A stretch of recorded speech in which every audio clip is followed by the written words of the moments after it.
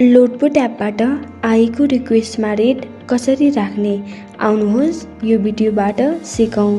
तपाईको मोबाइलमा ढुवानीकर्ताले रिक्वेस्ट पठाउने बित्तिकै नोटिफिकेसन आउनेछ। त्यस नोटिफिकेसनमा क्लिक गरेपछि लोडपोट एपको बिट सेक्सनमा पुग्नुहुनेछ। त्यहाँ तपाईले न्युज सेक्सनमा आफूलाई आएको विभिन्न रिक्वेस्टहरू देख्नुहुनेछ। त्यस विवरणमा क्लिक गरी सम्पूर्ण जानकारी राम्रोसँग हेरी उपयुक्त रेट राख्नुहोस्।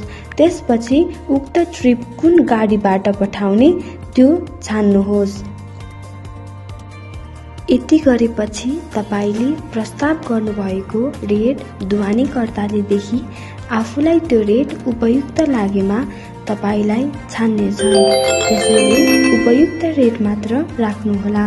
यदि सिपरले तपाईलाई छानेको रहेछ भने उक्त जानकारी तपाईले तुरुन्तै नोटिफिकेसन मार्फत प्राप्त गर्नु हुनेछ र यो जानकारी एक्सेप्टेड सेक्सनमा देख्नु हुनेछ।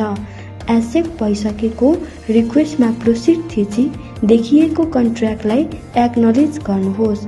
त्यसपछि तपाईले ढुवानीकर्ताको सम्पूर्ण विवरणदेखि ट्रिप सुरक्षित गर्न सक्नुहुनेछ। यदि कुनै अन्य जानकारी वा सहयोगको आवश्यक परेमा कृपया हाम्रो ग्राहक सेवामा सम्पर्क गर्नुहोस्। धन्यवाद।